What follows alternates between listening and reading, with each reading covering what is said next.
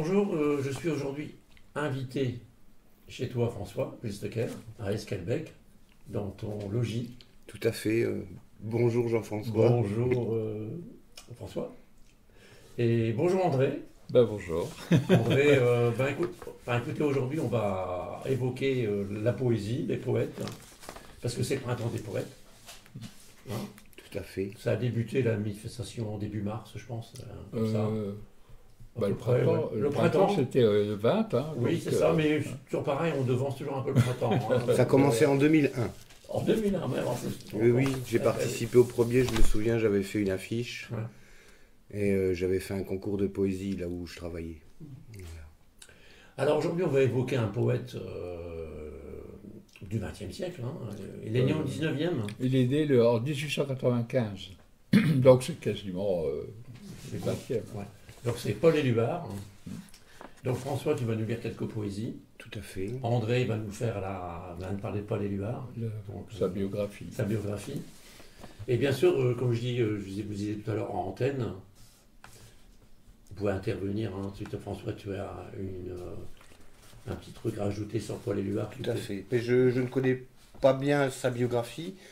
Pour moi, c'est quelqu'un qui est proche dans le sens où c'est quelqu'un qui est de la même génération d'un de mes grands-pères et de la même génération que... c'est la même génération que De Gaulle. Et que... Charles Trenet, par exemple, aussi quasiment la même génération. Donc c'est pas si loin que nous. C'est chouette à lire, c'est imagé. Moi j'y vois un peu du René Magritte, des fois, dans son imaginaire. Mais comme on disait tout à l'heure, la poésie, je veux dire, quelquefois il y a des choses qu'on ne comprend pas au premier regard, et c'est vrai que Magritte, ceci n'est pas une pipe, je veux dire, par exemple, je veux dire, la majorité des gens ne comprennent pas ce que ça veut dire. Et il y a beaucoup de poètes, et parmi les plus grands même, éventuellement, qui ont, je veux dire, ce problème de ne pas être compris au premier regard. Et donc, c'est peut-être ce qui fait peur aux gens quant à la poésie. Donc aujourd'hui, par exemple, moi, en tant que bouquiniste, je vends beaucoup de poètes. La poésie classique plaît toujours. Hein, donc, les Verlaine, les Rimbaud, tout ça, ça marche toujours. Mais je veux dire, dès l'instant où on va dans la poésie moderne, je veux dire, c'est beaucoup plus difficile à appréhender. La parole parlée sans musique est plus sérieuse à écouter peut-être. Je vais dire oui, parce que par exemple, il m'est arrivé d'avoir dans ma bibliothèque là, des livres qui ne font que reprendre les paroles des chansons de ces grands comme Trenet ou Brassens, etc. Et quand on lit, ce sont des vrais poèmes. Et je veux dire, c'est sûr que quand on les lit, on ne les appréhende pas du tout de la même manière que quand on les écoute. Hein, c'est deux choses complètement différentes. C'est vrai que la lecture des poèmes donne une dimension. Ah bah oui, bien sûr. Et par rapport à ce que moi je fais en écriture, c'est vrai que souvent des gens m'ont dit « Ah bah là tu le lis, je comprends ce que tu veux dire. Ouais. » Parce qu'on donne une dimension. Et avec la musique, on est emporté, mais moi je trouve que c'est... Comment dire ? C'est un peu frustrant pour les poètes d'avoir besoin qu'il y ait des musiciens qui les accompagnent pour qu'ils soient écoutés. Ça te pousse, hein, moi quand je fais des poèmes et que j'ai un ami musicien à côté, je suis poussé par le rythme et ma façon de scander est plus développée, plus musicale, mais je suis mitigé là-dessus. Je viens de discuter avec William Chotet, hein, que tu connais. William Scott, quoi. Chotet, je veux dire William Scott, j'ai compris. Oui. En tout cas, j'ai profité qu'on préparait cette émission pour me replonger dans Paul Éluard, que j'apprécie pour certains poèmes. Et ce que je vous propose là, avant que André commence à raconter sa vie, de vous en faire juste un petit. Ça vous dit ? C'est parti. Oui. Tu m'entends toujours bien ? Toujours bien. Alors moi, je donne le titre à la fin. Je t'aime pour toutes les femmes que je n'ai pas connues. Je t'aime pour tous les temps où je n'ai pas vécu. Pour l'odeur du grand large et l'odeur du pain chaud, pour la neige qui fond, pour les premières fleurs, pour les animaux purs que l'homme n'effraie pas. Je t'aime pour aimer. Je t'aime pour toutes les femmes que je n'aime pas, qui me reflètent. Sinon toi-même, je me vois si peu, sans toi je ne vois rien qu'une étendue déserte, entre autrefois et aujourd'hui, qui me reflète, sinon toi-même, je me vois si peu, sans toi, je ne vois rien qu'une étendue déserte, entre autrefois. Qui me reflète, sinon toi-même, je me vois si peu, sans toi, je ne vois rien qu'une étendue déserte, entre autrefois et aujourd'hui, il y a eu toutes ces morts que j'ai franchies sur de la paille. Je n'ai pas pu percer le mur de mon miroir, il m'a fallu apprendre mot par mot la vie, comme on oublie. Je t'aime pour ta sagesse, qui n'est pas la mienne, pour la santé. Je t'aime contre tout ce qui n'est qu'illusion, pour ce cœur immortel que je ne détiens pas. Tu crois être le doute, et tu n'es que raison. Tu es le grand soleil qui me monte à la tête quand je suis sûr de moi. C'est beau. Comme vous l'entendrez pas dans l'émission, j'ai ripé plusieurs fois, mais c'est parce que ce poème, effectivement, Paul Éluard, je trouve que c'est un poète assez difficile à lire pour imprimer les impressions de ce que ça veut dire. Et comme on disait juste avant aussi, il n'est pas toujours compréhensible. Mais de toute façon, vous n'entendrez pas. Donc, ben moi, je vais donc commencer sa biographie. Alors, il faut savoir que donc Paul Éluard, bon, il est difficile de l'évoquer sans parler des trois personnages importants qui ont jalonné sa vie. Alors, il y a d'abord Gala, Max Ernst et Salvador Dalí. Donc, voilà, c'est... Gala, c'est lui qui l'a découvert quand il était jeune. Hein. Ils ont vécu ensemble dans un sanatorium et puis lui il avait 17 ans et elle en avait 18. Ils se sont rencontrés avant Dalí. Ah oui, oui. Ah, je ne savais pas. Ah oui, si, absolument. Donc, Gala, je veux dire, elle en a fait des vertes et des pas mûres. Hein. Parce qu'elle était la femme de Paul Éluard, mais elle était la maîtresse de Max Ernst. Et quand Max Ernst est arrivé en France, il a vécu chez eux et il vivait ménage à trois, ouvert, hein, voilà. Le XXe siècle. Jusqu'au jour où elle tombe sur Salvador Dalí, qui était beaucoup plus jeune qu'elle. Je crois qu'elle avait 34 ans et lui, il n'en avait que 24. Et c'est vrai que on voit Dalí aujourd'hui avec sa grande moustache, mais quand il était jeune, c'était un très beau garçon. Hein, donc voilà, donc elle est tombée follement amoureuse, ça a été la grande passion, quoi, les gens. Voilà. Alors, donc, Paul est né à Saint-Denis le 14 décembre 1895, 46 boulevard de Châteaudun, qui entre-temps est devenu le boulevard Jules Guesde. Alors, de son vrai nom, Eugène Émile Paul Grindel, bien qu'ayant utilisé plusieurs pseudonymes comme Didier Desroches, Jean Duhaut, Eugène Grindel, Maurice Hervant, c'est sous celui de Paul Éluard qu'il passe à la postérité. Alors son père Clément, donc Eugène Grindel, sera d'abord comptable, mais ouvrira un bureau d'agence immobilière. Et sa mère, Jeanne-Marie Cousin, est couturière. Après des études primaires à Saint-Denis et à Aulnay-sous-Bois, la famille vient s'installer à Paris et il va donc entrer comme boursier à l'école supérieure Colbert où il obtient son brevet en 1912. Alors, Paul est d'une santé fragile, il part avec sa mère se reposer en Suisse, donc à Glion. Et une crise hémoptysique donc l'oblige à prolonger son séjour. Et à l'âge de 16 ans, il est contraint d'interrompre ses études. On vient de lui déceler chez lui une forme de tuberculose. C'était la maladie du siècle à l'époque. Hein. tous les gens qu'on a évoqués ensemble, ils sont tous morts. Alors il va rester hospitalisé jusqu'en février 1914 au sanatorium de Clavadel, près de Davos, donc toujours en Suisse. Et c'est là qu'il va rencontrer une jeune Russe en exil qui s'appelle Elena Diakonova et qu'il va surnommer Gala. Elle a 1 an de plus que lui et elle aussi est soignée pour la tuberculose. Alors, élevée dans un milieu où l'art et la littérature tiennent une grosse place, elle retrouve cette ambiance littéraire et se lie d'amitié avec Paul, qui de son côté va être subjugué par cette jeune fille de 1 an son aînée. Elle est cultivée, impétueuse, à l'esprit de décision. Il va prendre avec elle son premier élan de poésie amoureuse. Un élan qu'il va retrouver dans tous ses écrits.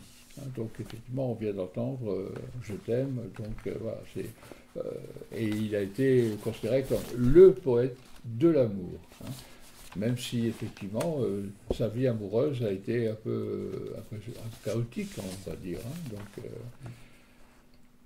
l'amour commence et l'amour finit. Alors Guéry, c'est à Paris qu'ils se retrouvent et où ils vont se marier en février 1917. Alors, orthodoxe, elle va, pour lui, se faire convertir au catholicisme. Donc c'est déjà quand même, c'est pas anodin, je dirais. Alors, entre-temps, Paul est mobilisé en 1914. Il part au front comme infirmier avant d'être éloigné des combats en raison d'une bronchite aiguë. Cette expérience de la guerre et des champs de bataille le traumatise et vont lui inspirer Poème pour la paix. Je ne sais pas si... Donc, ces poèmes au pluriel, Poèmes pour la paix, qui seront publiés en 1918.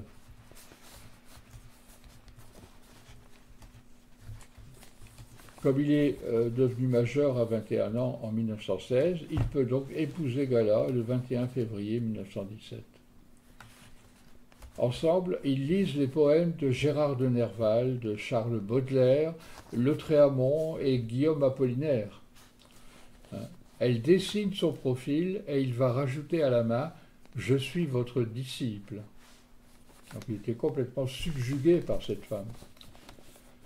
Et malgré que c'était des poètes et qu'ils écoutaient, ils auront quand même une fille prénommée Cécile. Alors il écrira à un ami une phrase qu'on va retrouver plus tard. « J'ai assisté à l'arrivée au monde très simplement d'une belle petite fille, Cécile, ma fille. » Ah. Bon, alors qui a piqué ce numéro alors? Alors, c'est en octobre 1921 que le couple va se rendre à Cologne pour rencontrer le peintre Max Ernst. Alors, Gala pose pour lui et devient son amante.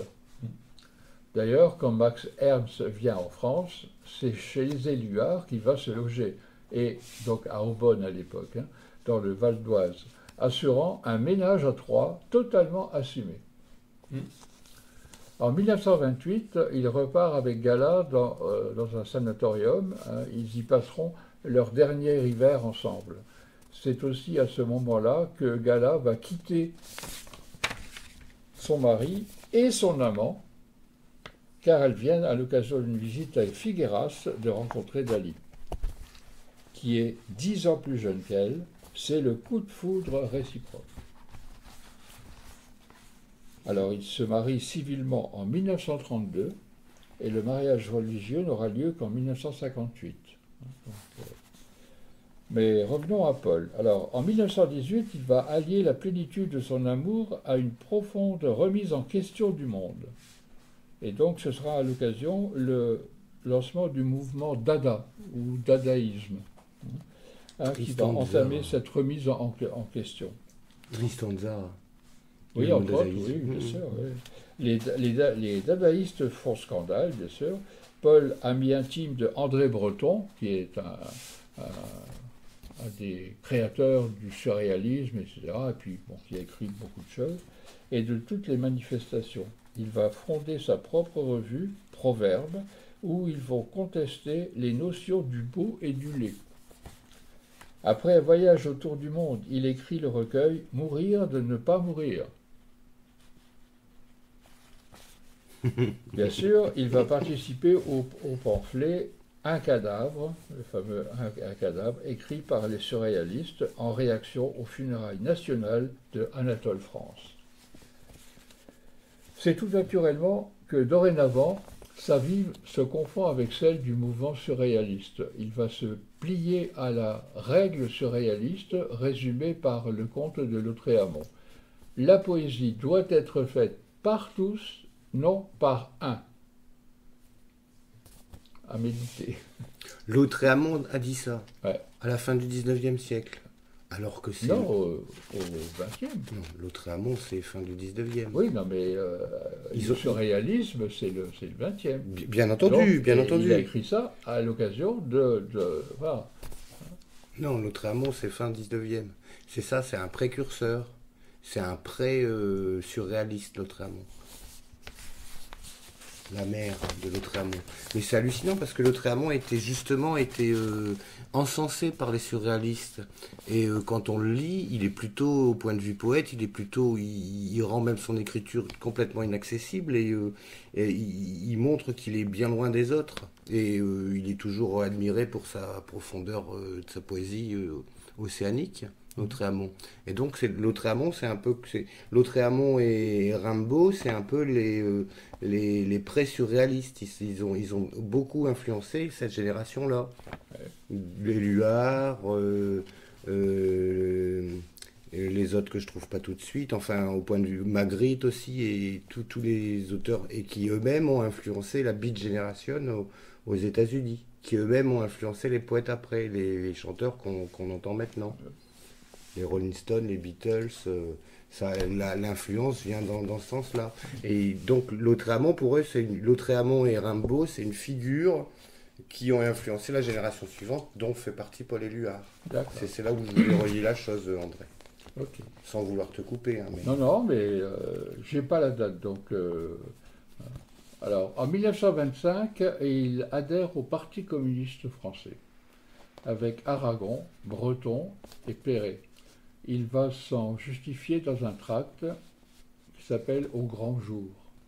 En 1934, il fait la connaissance de Maria Benz, qui est une artiste de music-hall dont le surnom est Nuche, avec laquelle il va se marier. Donc il est célibataire, puisque... Et Modigliani va faire des nunuches aussi. Oui. Alors, il voit en elle l'incarnation de la femme, compagne et complice, sensuelle et fière, sensible et fidèle. Pour lui, c'est très important. Alors, avec ses amis écrivains, il s'attaque à l'exposition coloniale de 1931, réclame l'évacuation des colonies et la tenue d'un procès pour les crimes commis.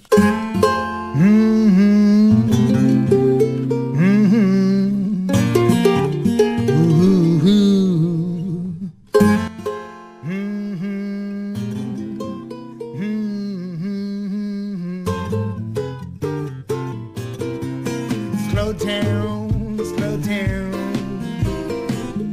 let me step on board. Just want to ride a train one time before I go.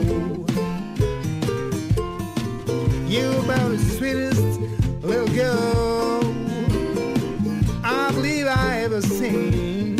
If I had you by my side, you meant so much to me.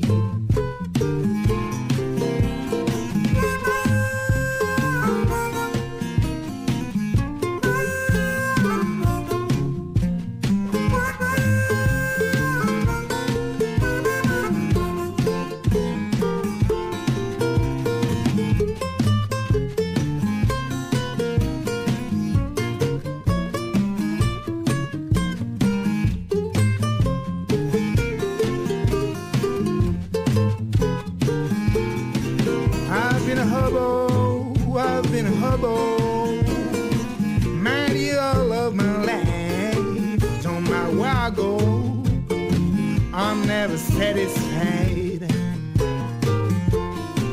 Oh, slow down, slow down. Let JB step on board.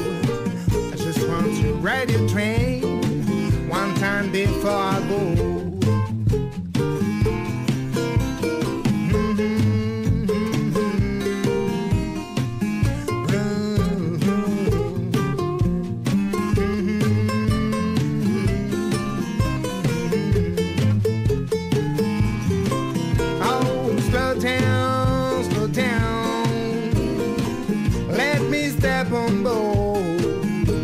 To ride your train one time before I go.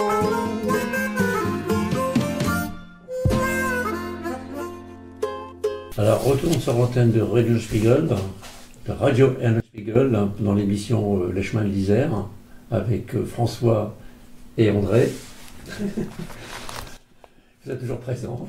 Oui, on est là, tout à fait. On navigue dans les nuages. On peut peut-être lire un poème. On va essayer. Ah, tu vas lire un poème, moi je le Tout à fait. Je te l'ai dit pour les nuages, je te l'ai dit pour l'arbre de la mer, pour chaque vague, pour les oiseaux dans les feuilles, pour les cailloux du bruit, pour les mains familières, pour l'œil qui devient visage ou paysage, et le sommeil lui rend le ciel de sa couleur, pour toute la nuit bue, pour la grille des routes, pour la fenêtre ouverte, pour un front découvert, je te l'ai dit, pour tes pensées, pour tes paroles, toute caresse, toute confiance se survive.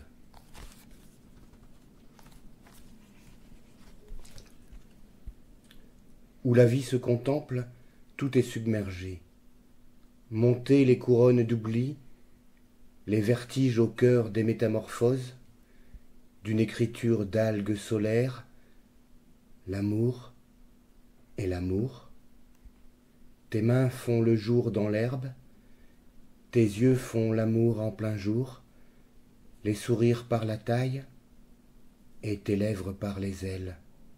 Tu prends la place des caresses, tu prends la place des réveils.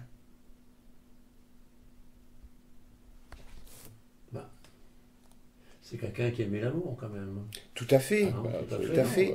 C'est la compréhension des... Enfin, c'est le rythme qui me déroute. Les choses dont il parle, j'ai un peu le goût, quand je vois Magritte, le goût de ses poèmes à Lullard. Ils se connaissaient d'ailleurs, hein, comme Ernst connaissait Magritte, etc.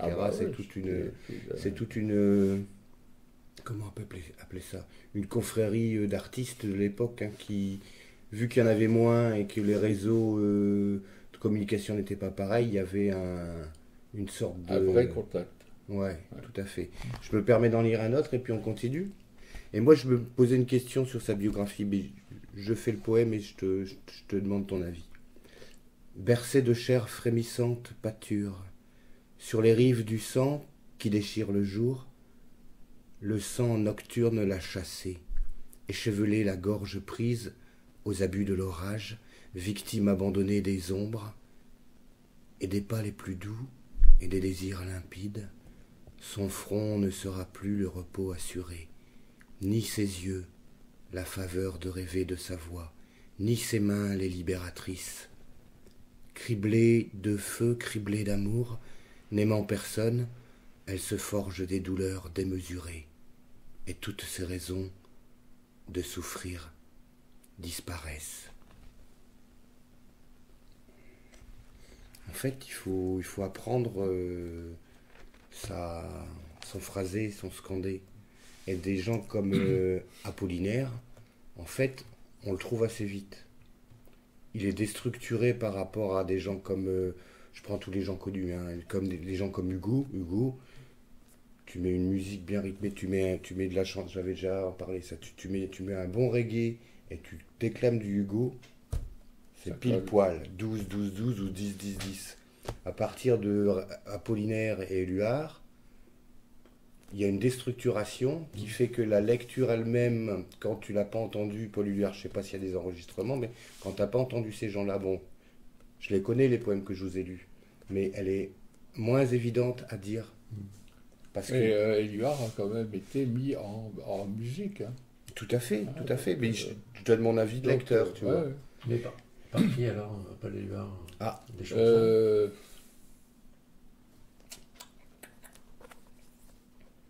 c'était des musiciens assez modernes, je ne sais plus le nom en tête comme ça, mais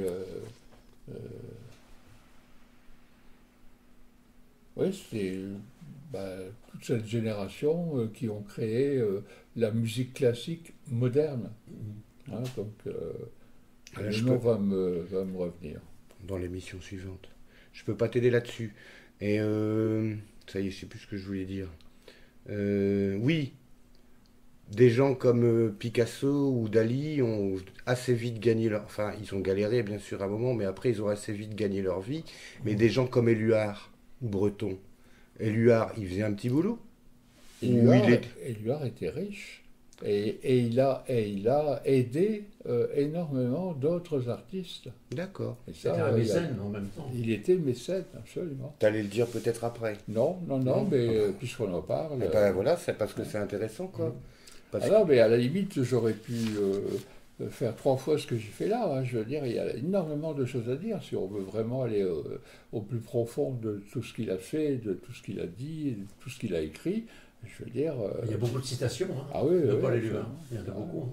C'est vrai qu'on l'a en tête quand on parle des poètes du XXe siècle. On entend ce mot-là, le nom de ce poète-là, et on ne l'a pas toujours en image ni en film. Enfin bon, il y a des poètes plus anciens qu'on n'a pas non plus, qu'on retient. Ouais. Et on ne sait pas toujours. Tu m'avais demandé que je lise un poème très connu dont on ne va pas donner le titre parce que ça dévoile la chose, mais c'est par ce poème-là que je l'ai connu. Donc, moi j'avais cette question sur Paul Éluard. Donc il est d'un milieu très... ça aide à faire de la poésie. Quand on est d'un milieu... Enfin, ça dépend. Hein, je sais pas. Alors, si vraiment on a tout... Je veux dire, à la limite, je pense que les plus belles pages de littérature ont été écrites par des gens qui étaient, je ne vais pas dire dans la misère, mais en tout cas qui avaient des problèmes. Quand on est heureux, on le vit. Quand on est malheureux, on cherche des réponses au fait qu'on soit malheureux. Et toutes les plus belles pages sont tristes. Hein. Le poème de Victor Hugo, quand il va sur la tombe de sa fille, hein, demain, dès l'aube, à l'heure où blanchit c'est magnifique. Alors que des poèmes, je vais dire, sur le bonheur, on n'en connaît pas tant que ça, quoi, à la limite. Hein. Ça m'inquiète dans le sens où moi j'écris de la poésie depuis très longtemps. Alors est-ce que j'étais si malheureux que ça? Je ne sais pas, je pense que j'étais dans un milieu assez taiseux, on va dire. Mais moi je pense qu'il y a un peu différentes figures de cas. Tu prenais l'exemple de Victor Hugo. Victor Hugo, il a écrit des choses extrêmement malheureuses et des choses extrêmement joyeuses. Et puis ce mec-là, il a été heureux. Il était heureux de vivre, hein, ça c'est sûr. Après, il y en a d'autres où effectivement c'est une litanie complète de la haine et du malheur. Gérard de Nerval et tout ça, c'est des gens qui ont vécu une vie de dingue, quoi. C'est vrai que c'est un manque. Hein. Ah bah oui. C'est un manque qui fait qu'on cherche quelque chose. De Nerval n'a pas connu sa mère, puisque sa mère était la femme d'un médecin de Napoléon. Et donc, quand Napoléon a quitté notre zone pour partir à l'Est, donc son mari l'a suivi en tant que médecin, et elle venait d'accoucher du Gérard, qui ne s'appelait pas Gérard d'ailleurs, non plus, et donc c'est son grand-père qui l'a élevé, parce que sa mère donc, a quitté son bébé pour aller rejoindre son mari, et elle est morte là-bas, je ne sais dans quel pays de l'Est. Et donc, en plus, je veux dire, ils ont perdu tous leurs documents, etc. Donc, il n'y avait même pas une photo, il n'y avait rien du tout. Donc, pour lui, et il a cherché toute sa vie dans des femmes plus âgées que lui, cette image de la mère qu'il n'avait jamais connue. Et ces poèmes sont d'une tristesse à pleurer. Hein. Donc, et il a quand même fini par se suicider. Enfin, on n'en sait rien en définitive, parce que là où il était, je veux dire, c'était dans un quartier malfamé de Paris, et il s'est pendu sur une grille. Je veux dire, ça paraît bizarre, quoi. Je veux dire, comment a-t-il fait pour se pendre? À mon avis, il a été pendu. Hein, donc, voilà. Et ça, c'est la grosse question, parce qu'il n'y a personne qui peut répondre. Alors, on va reprendre donc sur Paul Éluard. Il va être exclu du Parti communiste en 1933. Et il va se faire l'ambassadeur du surréalisme, voyageant dans toute l'Europe pour dénoncer le fascisme. Hein, donc, il a écrit des textes contre Hitler, etc. Enfin, alors, toujours avec André Breton, ils seront accueillis à Prague comme les deux poètes les plus grands de la France contemporaine. Donc il avait une reconnaissance, hein, quand même. Il est sur tous les fronts où la liberté est en danger. Dès 1939, il est résistant. Ses poèmes paraissent dans la clandestinité. Alors, les 21 strophes d'un poème écrit à Londres seront publiées à des milliers d'exemplaires et seront parachutées par des avions anglais au-dessus de la France. Les héros de la France libre ayant compris que ce texte pouvait enflammer les cœurs et soulever les montagnes. Celui-là, je crois, c'est le poème. Tout à fait, je vais vous le lire. Voilà. Sur mes cahiers d'écolier, sur mon pupitre et les arbres, sur le sable, sur la neige, j'écris ton nom. Sur toutes les pages lues, sur toutes les pages blanches, pierre, sang, papier ou cendre, j'écris ton nom. Sur les images dorées, sur les armes des guerriers, sur la couronne des rois, j'écris ton nom. Sur la jungle et le désert, sur les nids, sur les genêts, sur l'écho de mon enfance, j'écris ton nom. Sur les merveilles des nuits, sur le pain blanc des journées, sur les saisons fiancées, j'écris ton nom. Sur tous mes chiffons d'azur, sur l'étang soleil moisi, sur la lune, lac vivante, j'écris ton nom. Sur les champs, sur l'horizon, sur les ailes des oiseaux et sur le moulin des ombres, j'écris ton nom. Sur chaque bouffée d'aurore, sur la mer, sur les bateaux, sur la montagne démente, j'écris ton nom. Sur la mousse des nuages, sur les sueurs de l'orage, sur la pluie épaisse et fade, j'écris ton nom. Sur les formes scintillantes, sur les cloches des couleurs, sur la vérité physique, j'écris ton nom. Sur les sentiers éveillés, sur les routes déployées, sur les places qui débordent, j'écris ton nom. Sur la lampe qui s'allume, sur la lampe qui s'éteint, sur mes maisons réunies, j'écris ton nom. Sur le fruit coupé en deux, du miroir et de ma chambre, sur mon lit coquille vide, j'écris ton nom. Sur mon chien gourmand et tendre, sur ses oreilles dressées, sur sa patte maladroite, j'écris ton nom. Sur le tremplin de ma porte, sur les objets familiers, sur le flot du feu béni, j'écris ton nom. Sur toute chair accordée, sur le front de mes amis, sur chaque main qui se tend, j'écris ton nom. Sur la vitre des surprises, sur les lèvres attentives, bien au-dessus du silence, j'écris ton nom. Sur mes refuges détruits, sur mes phares écroulés, sur les murs de mon ennui, j'écris ton nom. Sur l'absence sans désir, sur la solitude nue, sur les marches de la mort, j'écris ton nom. Sur la santé revenue, sur le risque disparu, sur l'espoir sans souvenir, j'écris ton nom. Et par le pouvoir d'un mot, je recommence ma vie. Je suis né pour te connaître, pour te nommer liberté.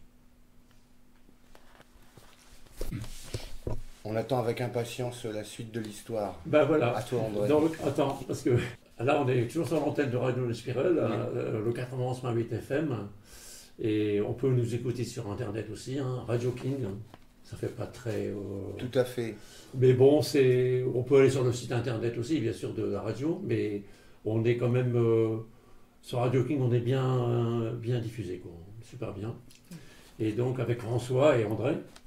Alors, André, tu veux une précision avec ce joli poème de François? Voilà, donc, Paul Éluard. Ce poème deviendra le cri de ralliement de tous ceux qui restent fidèles à la France éternelle. Alors, en 1943, il va rassembler les textes des poètes résistants qu'il publiera sous le titre « L'honneur des poètes ». Donc là, il se préoccupe des autres aussi, hein, je veux dire. Voilà. Alors cette année-là, il se réfugie avec Nuche à l'hôpital psychiatrique de Saint-Alban, pas parce qu'il est fou, mais parce que c'est un endroit qui va cacher des juifs et des résistants. Alors, aujourd'hui, ce fameux hôpital donc, est considéré comme le berceau de la psychothérapie institutionnelle. C'est là aussi que se cachent de nombreux juifs et résistants, parmi lesquels des artistes qui fabriquent des œuvres d'art avec des bouts de ficelle, du bois et du métal de récupération. Il va les faire connaître à Picasso et à Dubuffet ou Queneau, ce qui donnera naissance à ce qu'on appelle aujourd'hui l'art brut. À la Libération, il est fêté comme le grand poète de la Résistance. Il multiplie les tournées, les conférences, mais le 28 novembre 1946, Nuche va mourir subitement. Alors il écrira « De l'horizon d'un homme à l'horizon de tous », qui restera le cheminement qui le mènera de la souffrance à l'espoir retrouvé. Invité à Mexico pour un congrès de la paix, il rencontre Odette, dite Dominique Lemort, ça ne s'invente pas, avec laquelle donc, il va se marier en 1951. Donc c'est déjà sa troisième femme. On le réclame partout. Il va par exemple représenter la France à Moscou pour célébrer le 150e anniversaire de la naissance de Victor Hugo. Et le 18 novembre 1952, à 9h du matin, Paul Éluard succombe à une crise cardiaque à son domicile 52 rue de Gravelle à Charenton-le-Pont. Les obsèques ont lieu le 22 novembre au Père-Lachaise, le gouvernement ayant refusé ses funérailles nationales. Bon, je rappelle qu'il était membre du Parti communiste, etc. Et puis bon, il a quand même défrayé la chronique, hein, il n'a pas toujours été compris ou apprécié par tout le monde. Alors, l'écrivain Robert Sabatier, qu'on connaît aujourd'hui pour Le sac de billes, et puis... Il va à la radio, j'ai encore entendu à la radio. Oui, tout à fait. Et il a écrit « Ce jour-là, le monde entier était en deuil. Hein, » Alors, Paul Éluard reste le poète de l'exaltation lucide du désir amoureux.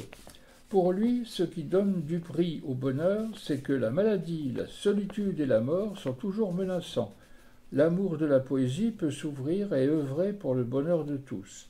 L'exaltation de l'expérience amoureuse chez Éluard passe par une sacralisation et un culte de la femme aimée qu'on retrouve dans la majorité de ses poèmes.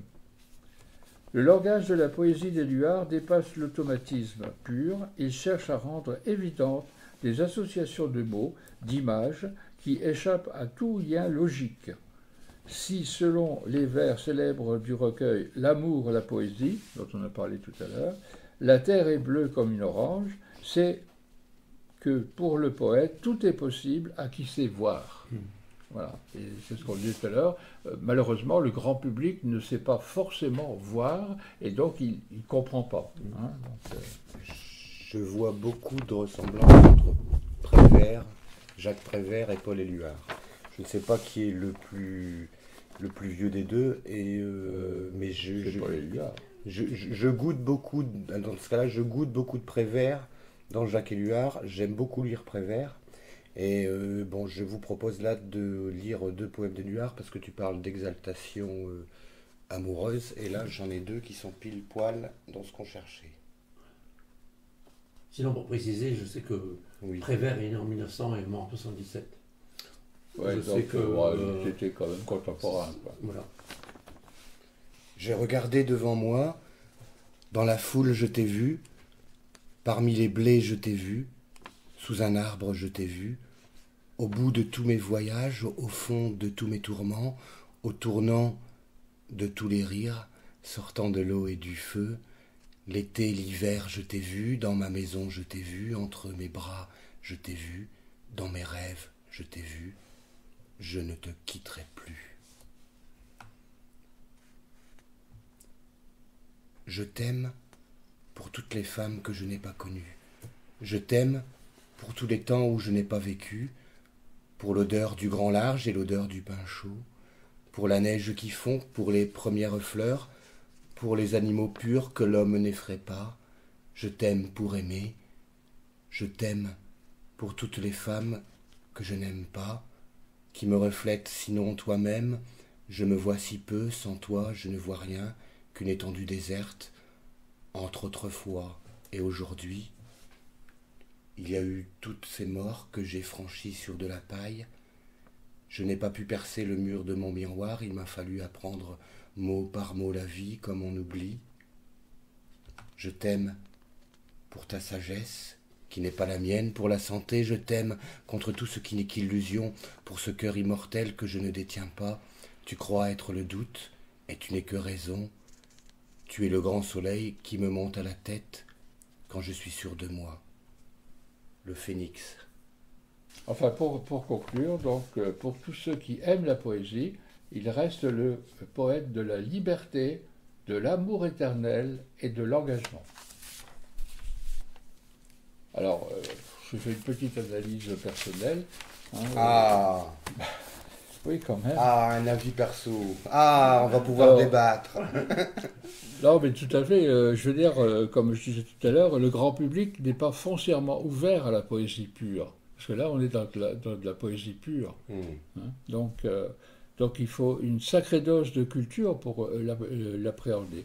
Alors, et pour moi, ça peut-être expliquer pourquoi des gens comme Éluard ou plus près de nous, Emmanuel Le Ten, ou d'autres encore, bien sûr, ont été plus ou moins oubliés, alors même qu'ils nous ont laissé des œuvres majeures. Donc ça rappelle un peu ce qui nous lie tous les deux. Ils sont au front.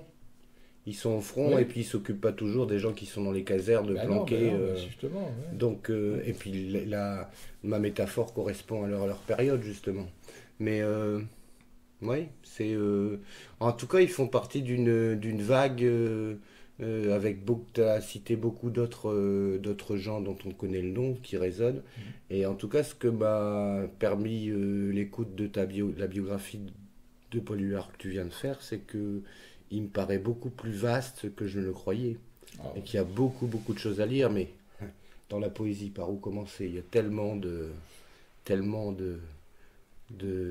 poètes passés, présents à goûter.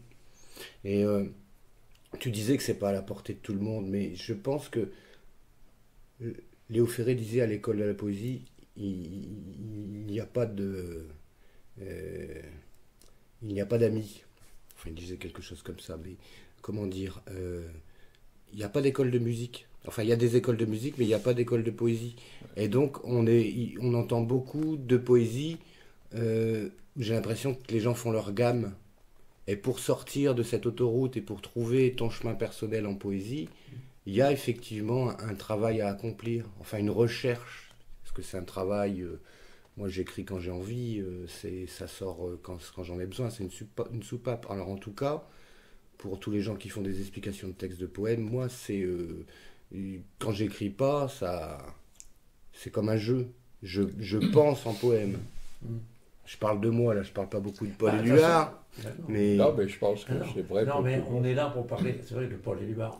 Mais on a pu avoir d'autres poètes. Hein. C'est parce que moi, ça m'est venu de parler de Paul Éluard. Parce que c'est lui qui m'est venu tout de suite. Oui, façon, hein. Oui. Mais en fait, c'est le printemps des poètes, quoi. Donc, tout à fait. Et toi, tu en es. Hein, oui, j'ai une pratique. Voilà. Et j'en parlais à un autre ami. Pour moi, c'est devenu un jeu qui me permet de m'exprimer et de sortir des chemins dont je parlais juste avant pour me trouver moi-même. c'est un moyen d'expression, comme André peut l'avoir eu peut-être aussi quand il peignait, au niveau de la peinture, tout à fait. Voilà, donc, notre ami peignait aussi, hein. Il peint, enfin, je fais du dessin plutôt. Oui, complètement, on est les trois artistes. C'est comme ça qu'on s'est connus.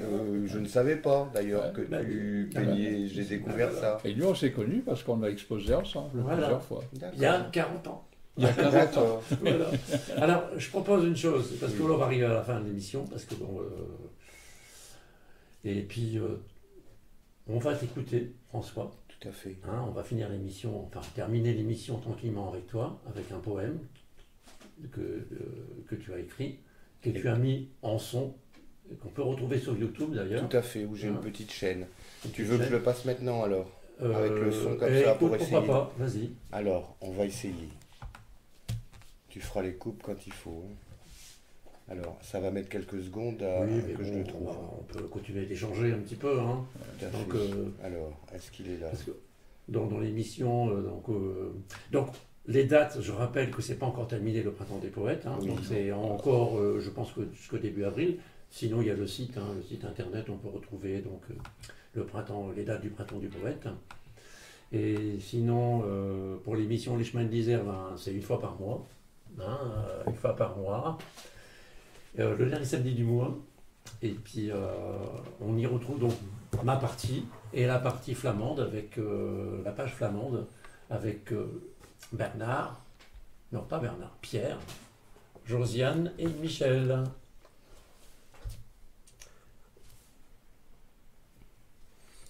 On peut y aller. Tu peux peut-être une explication avant? Oui.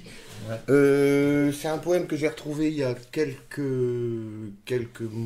un ou deux mois, parce que j'ai des archives extrêmement rangées poétiquement. Et il m'a retouché. J'ai trouvé un enregistrement que j'avais fait récemment. Et puis donc, comme je te dis, moi comme activité poétique, je fais une chaîne YouTube au nom de François Bilsteker, et mon nom. Et c'est un moyen pour l'instant de diffuser ce que j'ai envie de montrer. Donc je vous fais écouter celui-là. Vous me direz si on a le temps ce que vous en pensez.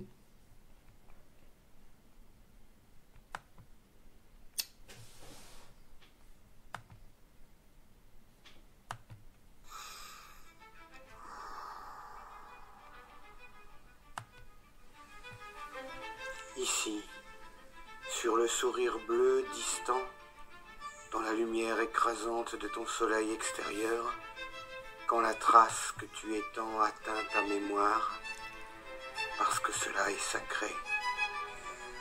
Ici, dans le regard atteint avec la certitude des espaces passés franchis, parce que ton temps s'étiole au bord de la conscience, tu marcheras aussi sur les eaux pour que ton énergie explose dans l'infini des incertitudes.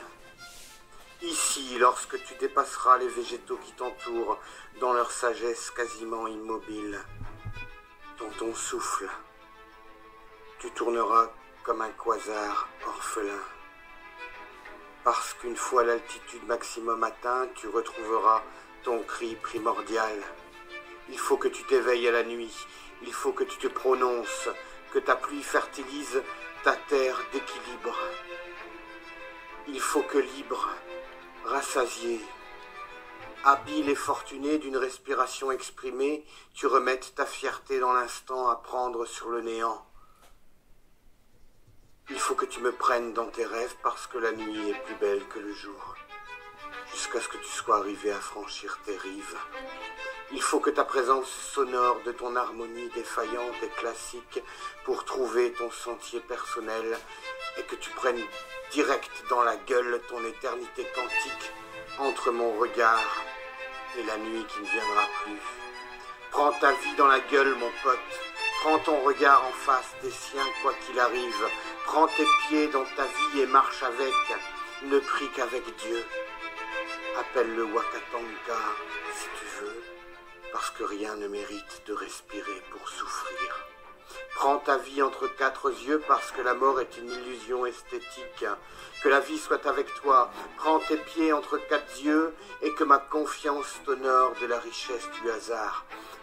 De la richesse inexorable du silence. Que tes ancêtres soient avec toi, que les montagnes te mangent ton orgueil, que ta richesse te vienne à l'instant pour me souvenir de me regarder dans mes yeux, que ton instant s'effondre dans l'instant, pour que ton âme inonde l'Amazone de l'odeur de la trace de tes atomes personnels, pour que les piranhas s'éveillent au message de Siddhartha, parce que l'instant toujours immortel s'éloigne à la vitesse de l'amour inconditionnel. Prends tes mains et donne-leur ta présence pour avancer dans le passé de la connaissance incertaine et subtile. Il faut que tu viennes, la chance ruisselle dans le temps. Il faut que tu ouvres les yeux et que tu cours et que tu prennes l'espace pour une flèche à l'instant de l'impact. Il faut que tu viennes parce que tu me connais. Aucun humain civilisé ne regrette le plaisir. Il faut que ta force inonde ta limpidité. Il faut que tu viennes parce que l'instant est précis, parce que l'instant est indéniable et bourré à mort d'énergie. Il faut que tu viennes parce que cela est sensible de toute éternité et que les étoiles sont des puissances communes et fertiles. Il faut que tu viennes parce que la mémoire est une chaîne de montagnes. Il faut que tu viennes parce que je suis en construction et que j'ai besoin de ton souffle. Il faut que tu viennes parce qu'au fond, dans l'océan, là où le magma te retrouve tes origines, tu atteindras sans aucune difficulté la fluidité sauvage du magma et les brûlures de l'eau, inscrites dans les murmures de l'aube des temps conscients d'eux-mêmes. Que la pierre la plus puissante éteigne le temps le plus perceptible, que ta mort te rallume. Il faut que l'instinct précise tes limites bleues. Je veux que tu sois la chance. Je veux que tu sois le marathon sous la canopée des pins parasols de tonton Georges, parce que je veux bien mourir pour des idées, d'accord, mais de mort lente. Il n'y a aucune négociation là-dessus. Que la puissance du crâne ancestral ne t'oppresse plus. Que fais-tu ce soir? Il faut que tu viennes éteindre ton ignorance. Que la danse soit ton salut, que la curiosité soit ton guide, que le hasard soit ton frère, que la mesure rejoigne ta folie pour que l'excès te calme. Les autres ont peur de leur passion. Que la spirale te régénère. Que la puissance te gagne pour que tu puisses te trouver, te libérer, te croire, que tu crées. Il faut que tu t'éloignes des menteurs. Il faut que la lumière t'épargne, que la misère te crève les yeux pour que la nuit te calme et te considère comme son frère. Que l'espace te donne le temps. Que le temps te sente comme l'espace. Tu es parfait et invisible. Tu es l'invincible création. Toute expérience a de la valeur parce que la nuit est chaude et parallèle. Il faut que tu viennes t'asseoir au bord du torrent à prendre l'espace-temps de l'eau. Il faut que l'eau te cherche, il faut que l'eau t'espère. Il faut que l'eau te donne toutes tes différences. Il faut que l'eau t'aime. Il faut que l'eau t'atteigne, t'abreuve et te cherche jusqu'à la fin des temps. Il faut que l'eau douce t'amène la soif et la satisfaction pour éloigner l'esprit. Il faut que l'esprit, goutte à goutte, te suive. Il faut que la nuit t'éteigne, te suspende, te repose et te donne l'énergie de te franchir, de sourire dans ta pesanteur nécessaire. Il faut que tu marches le plus lentement possible, le plus clairement possible. Il faut que tu cours, que tu t'ennuies parce que tout passe si tôt, que tu dois trouver ton style. Ton style, c'est ton cœur. Ton style, c'est ta voix parce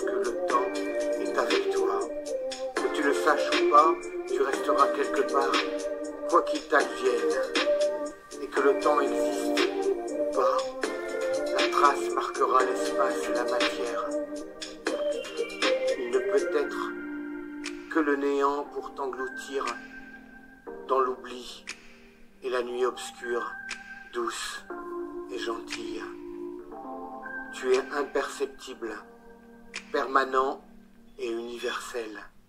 Je sais qui vous êtes, je sais que tu creuses, je sais que tu te barricades, que tu t'entoures, que tu te prénommes, que tu t'espères, parce que tu as faim, parce que tu aimes, parce que tu as peur, parce que tu as soif, et que la lumière t'éblouit. Et puis le roc s'épuise, se désagrège, se comporte comme une étincelle dans la nuit.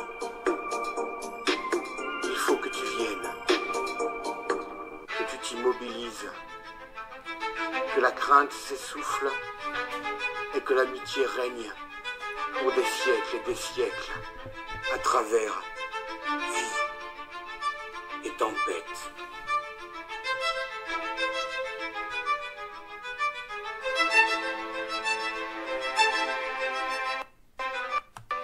Eh bien, écoutez, André et Oui. François, je vous remercie beaucoup pour votre participation à cette émission sur le Printemps des Poètes. Et puis, à une prochaine fois Mais absolument. sur Quand Radio tu Spirale.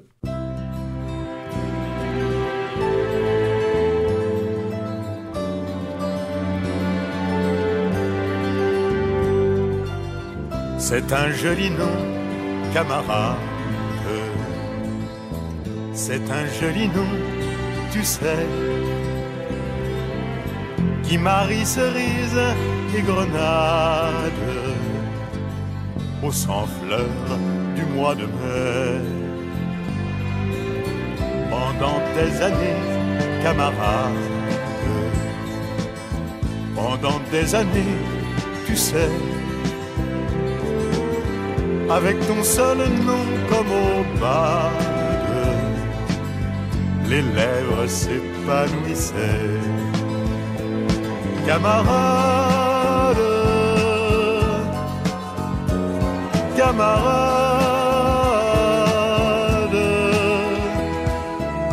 c'est un nom terrible, camarade. C'est un nom terrible à dire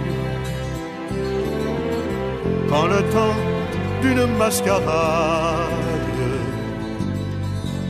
fait plus que frémir. Que venez-vous faire, camarade? Que venez-vous faire ici? Ce fut à 5 heures dans Prague que le mois d'août s'obscurcit. Camarade, camarade, c'est un joli nom, camarade. C'est un joli nom, tu sais. Dans mon cœur battant la chamade, pour qu'il revive à jamais. Ce mari cerise et grenade au sang fleur du mois de mai.